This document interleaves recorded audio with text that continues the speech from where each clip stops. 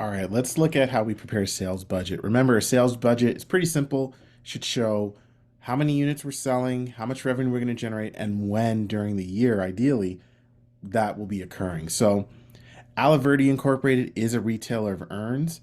They estimate they will sell 22,500 units in Q1, 23,000 in Q2, 29,000 in Q3, and 37,000 in quarter four. Each unit sells for $150 per unit.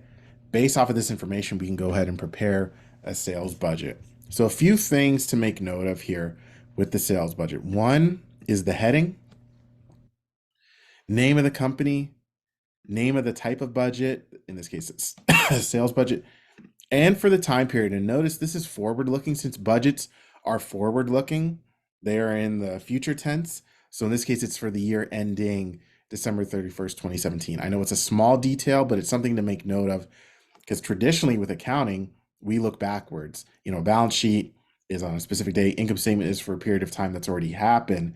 So this is obviously very unique in that the information we're going over in this book is a lot more forward looking, more future looking, and that should be reflected in how the reports are formatted and worded and everything. So just wanted to make note of that little detail there. Sales budget, though, is very simple. Again, it's the number of units we expect to sell.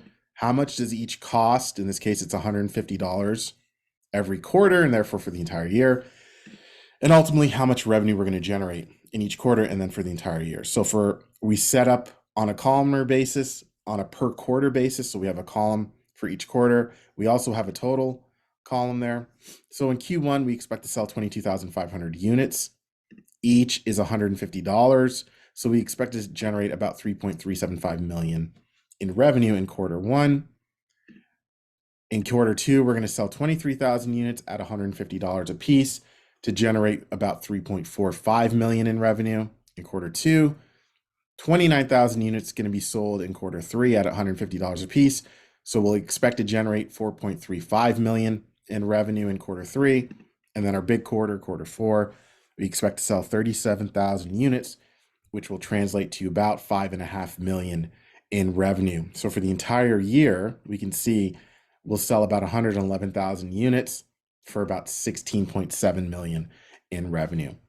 Just having this information here, it's fine, but it's not as useful as the detail that we have here.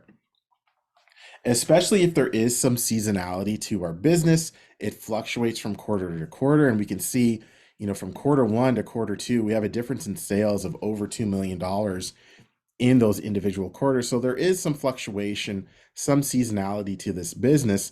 So having it broken down like this gives the user of this report, gives the business owner that much more information so they can make strategic decisions. If they know they're not generating as much revenue in quarter one, they might not schedule larger expenses or capital purchases in quarter one.